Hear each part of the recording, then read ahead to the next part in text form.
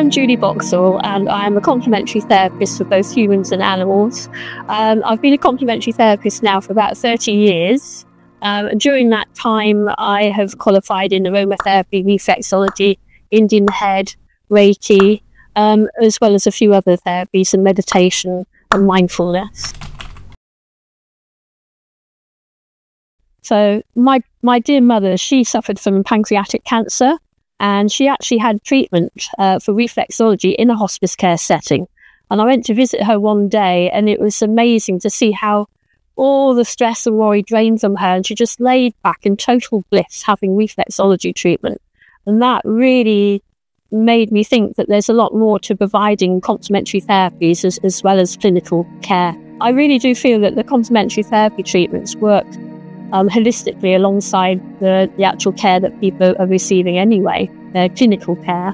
You find that with complementary therapies, it's a lot more, we treat the whole body whole is the saying. So we're treating both mind, body and spirit. So I think if we can all work together with the doctors and nurses and the OTs and the physios, I think complementary therapy actually dovetails in quite nicely, because we're able to also offer mindfulness and emotional freedom. And it's more meditation for some people, being able to learn ways that they can switch off. So we can help them just sit there and take themselves off through meditation to somewhere totally different. And I find sometimes, even though they're on pain relief, I think sometimes being able to distract their mind away to something else helps to distract them and maybe helps alleviate the pain as well. I've always amalgamated my animal therapies with my human therapies. Over the years, I've qualified as a teacher. I've taught complementary therapies here at Exeter College. I've also worked in a sports injury clinic. Like I said, I've also had my practice as a mobile therapist out and about. I developed an equine sports massage routine and ended up treating quite a lot of the horses here in Devon that were kept at livery on yards.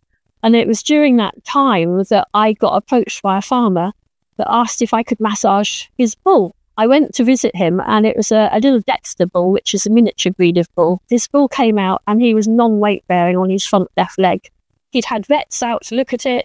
They'd done all their x-rays and scans, and they couldn't find anything wrong. Long and short of it, I treated this bull for his bad back and his pelvis misalignment.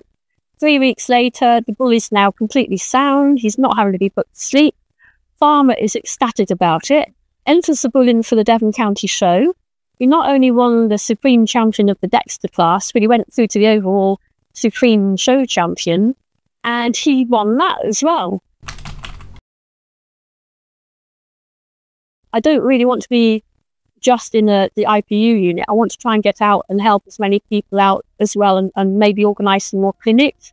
I know that we've got some centres out and about, and I want to try and go there. So part of my induction the next fortnight is to go out and work with the clinical nurses and see what's in the community and see if we can get up a team together and then offer more complementary therapies for people that maybe can't travel in here or that don't need to come into the IPU unit, and see if we can get some volunteers together and get up a team where we can offer more complementary therapies out in the community for the carers and the bereaved as well.